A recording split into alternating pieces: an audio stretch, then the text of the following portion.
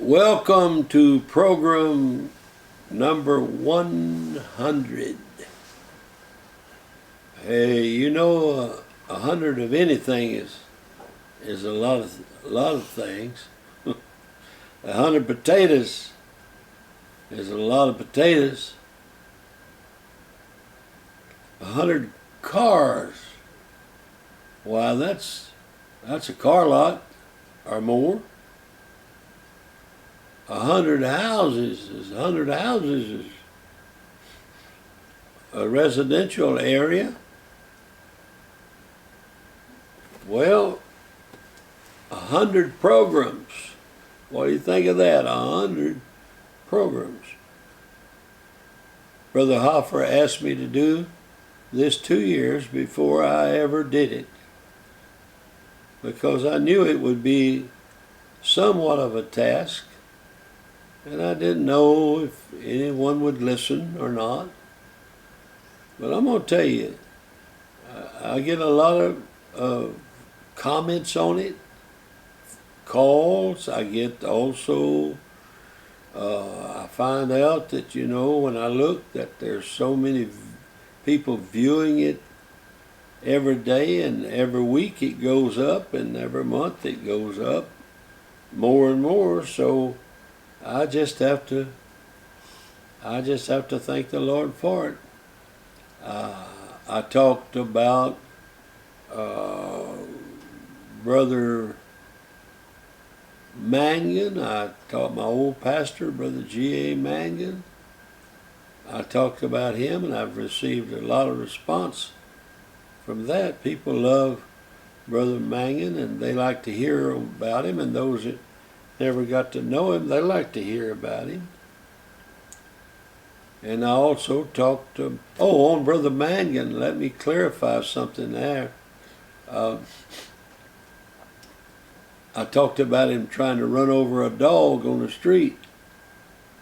And my wife said, you should have told the people that he had rabies, and they couldn't find him, and everybody was hunting him, and they wanted him dead. And so that was the case there.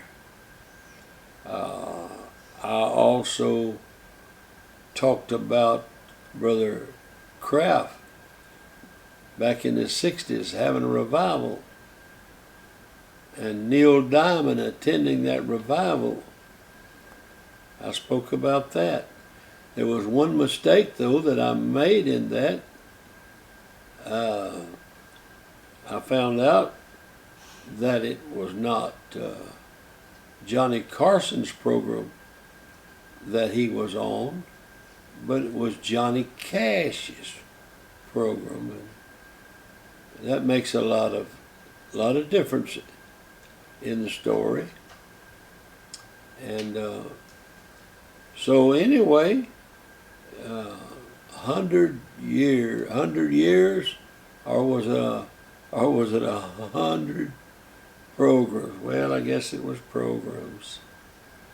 And Neil Diamond now, since I put that on, several people have picked up and enumerated the songs that he composed from being at Brother Tommy Kraft's revival in Jackson.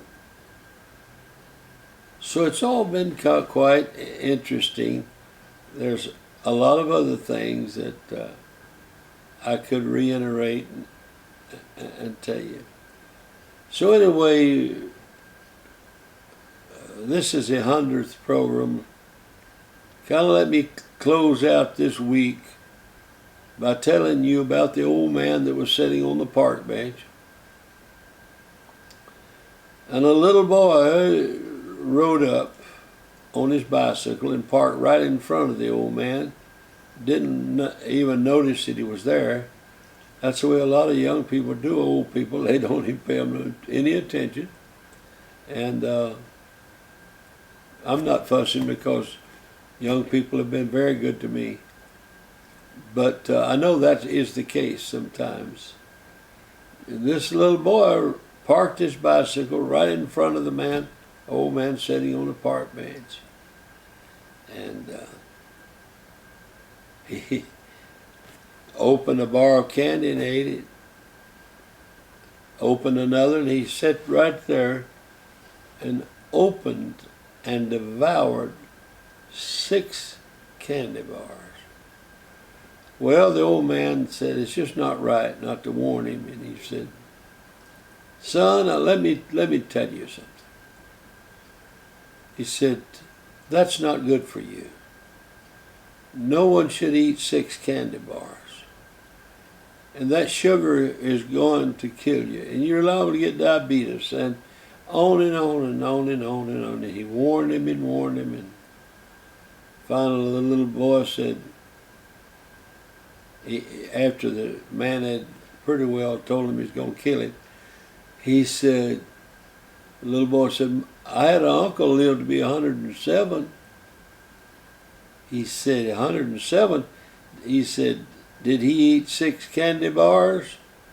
He said, no, sir, he tended to his own business.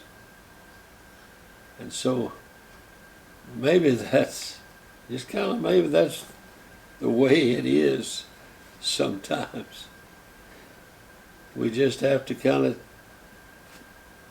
tend to our own business. You know, just to close out this Friday, said the boy over there at Heinston got hooked on brake fluid, but he could stop any time he wanted to. God bless you.